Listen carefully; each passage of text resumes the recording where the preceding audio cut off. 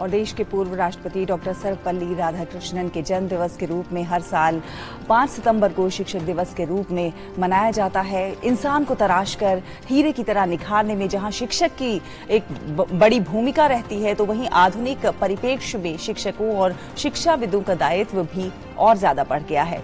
पेश है हमारे संवाददाता गिरीश निशाना की एक खास रिपोर्ट।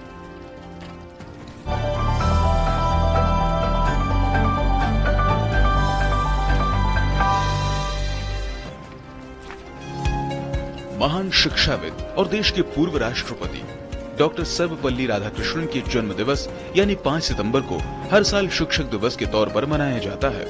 डॉक्टर राधाकृष्णन के कुछ विद्यार्थियों और मित्रों ने एक बार उनसे कहा कि वे उनके जन्मदिन को सेलिब्रेट करना चाहते हैं। इसके जवाब में उन्होंने कहा कि मेरा जन्मदिन अलग से मनाने की बजाय इसे शिक्षक दिवस के रूप में मनाया जाएगा तो मुझे गर्व महसूस होगा। तभी से हर साल देश में 5 सितंबर को शिक्षक दिवस के तौर पर मनाया जाने लगा। 5 सितंबर का दिन इस शिक्षाविद को याद करते हैं और अपने उन सभी शिक्षकों के प्रति सम्मान व्यक्त करते हैं जिन्होंने हमारी जिंदगी में ज्ञान का दीपक जलाया है। शिक्षक का उच्च दर्जा किसी से छिपा नहीं है। इंसान को तराश कर हीरे की तरह निखारने और बहुमूल्य बनाने का काम एक शिक्षक ही करता है। एक शिक्षक की एकाग्रता अपने विद्यार्थियों के चरित्र निर्माण की ओर रहती है। सारा एकाग्रता चरित्र निर्माण की तरफ ही रहती है। पढ़ाने के ऊपर, उसको एक अच्छा इंसान बनाने के लिए और उसको एक पुष्ट शरीर और एक स्वच्छ आत्मा, एक प्रखर मस्तिष्क देने के हमेशा उसके एक प्रयास रहते हैं। तो शिक्षक की भूमिका तो हमेशा है और सबसे ज़्यादा है।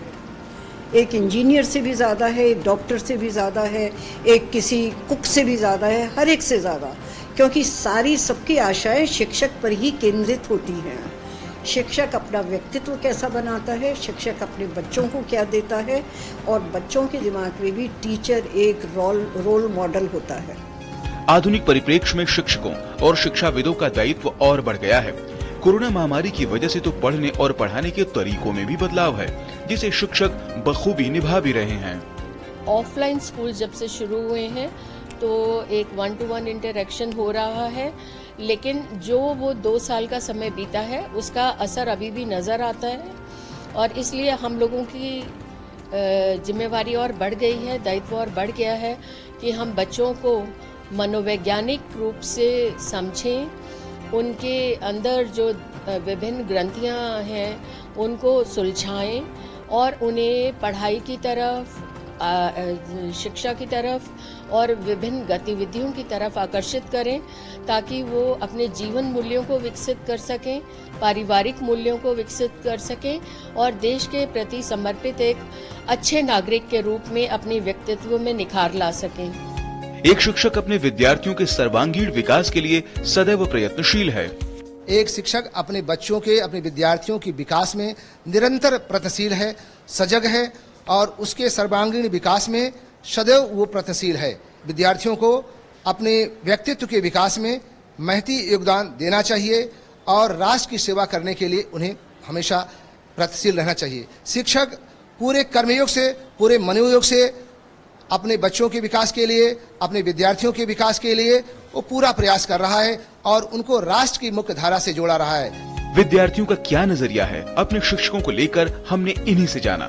टीचर वो है जो आपको हर मुश्किल से बाहर निकाल देता है। शिक्षक सभी सवालों का जवाब है।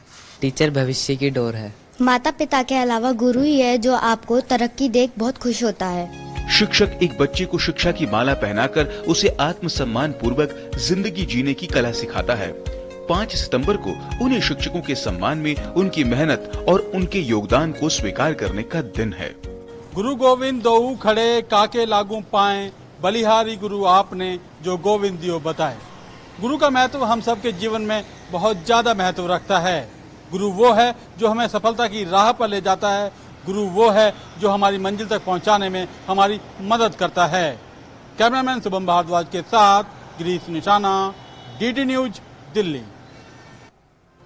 और डॉक्टर राधाकृष्णन के विचारों में अगर कहें तो शिक्षक वो है जो आपके दिमाग में किसी तथ्य को ठूसता नहीं बल्कि आपको चुनौतियों के लिए तैयार करता है। और वहीं आज़ादी के अमृत महोत्सव के तहत देश भर में अनेक कार्यक्रमों का आयोजन हो रहा है और इस मौके पर केंद्रीय राज्य मंत्री डॉक्टर जितेंद्र सिंह की उपस्थिति में डीओपीटी की ओर से एक सांस्कृतिक संध्या का आयोजन किया गया, जहां गुरु शिष्य परंपरा की खूबसूरत झलक देखने को मिली।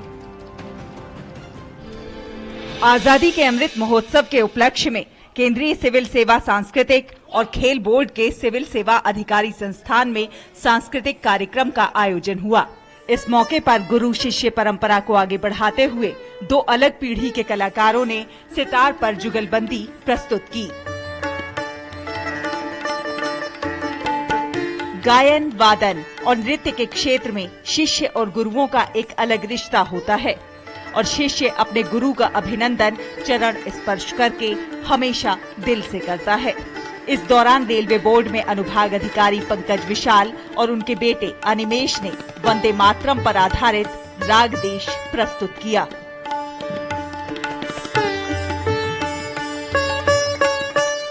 संगीत केवल कला नहीं है, ये संस्कार भी है जो हमें विनीत होना, विनम्र होना सिखाती है।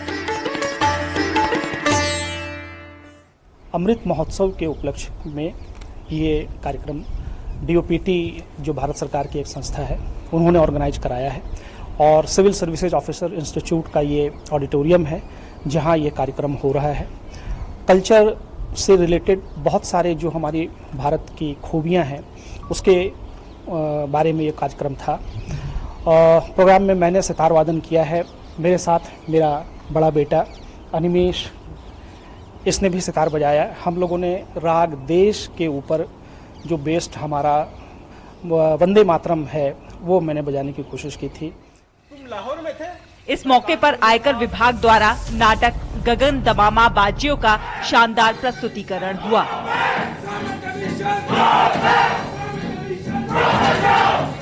इस अवसर पर डिफेंस द्वारा देशभक्ति गीतों की श्रृंखला प्रस्तुत की गई।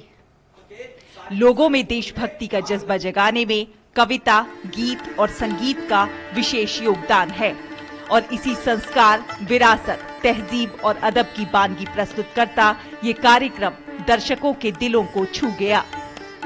Bureau report, DD news. तो जहां ज्ञान हमें शक्ति देता है, वहीं